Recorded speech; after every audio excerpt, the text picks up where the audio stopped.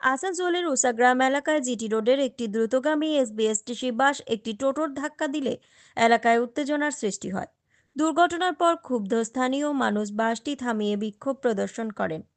স্থানীয় বাসিন্দা দীপক পাসোয়ান অভিযোগ করেন, সরকারি বাসগুলি প্রায় অতিরিক্ত গতিতে চলে, যা দুর্ঘটনার কারণ হয়ে দাঁড়ায়।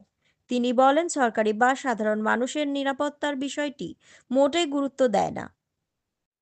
এই ঘটনার প্রতিক্রিয়ায় বিজেপি নেতা অভিজিৎ রায় আসানসোলের ট্রাফিক ব্যবস্থাকে ব্যর্থ বলে উল্লেখ করেন এবং প্রশাসনকে কেন্দ্র করে দ্রুত পদক্ষেপ নেওয়ার আহ্বান জানায়।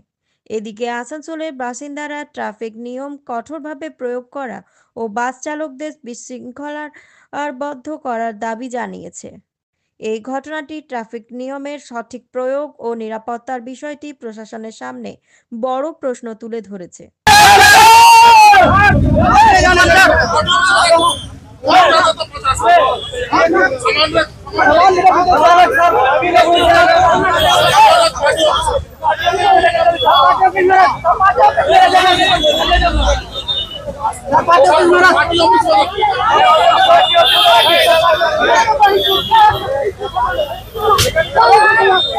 हिंदी में वो लड़का पैदल पैदल आ रहा था, ये एसटीसी वाला वो लड़का हमेशा बोले ना, हमेशा ये गुस्ताखी करता है, पब्लिक को देखता नहीं है। ये सरकारी सोचता है मेरा सरकारी ड्यूटी है तो मेरे को कोई कुछ नहीं करेगा। पब्लिक तो यहाँ पर भेड़ बकरी नहीं है दादा, मार दिया पूरा, वो लड़का का पाँव ले लिया। उसका घर में एक ही बच्चा है, वो घर चलाता है, आज तो कोई नहीं है उसका घर में।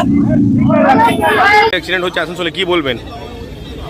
দিনের পর দিন আসানসোলের যে ট্রাফিক ব্যবস্থার যে একটা দিনের পর দিন যে বিপর্যস্ত হয়ে যাচ্ছে সেটা আমরা চোখের সামনেই দেখতে পাচ্ছি।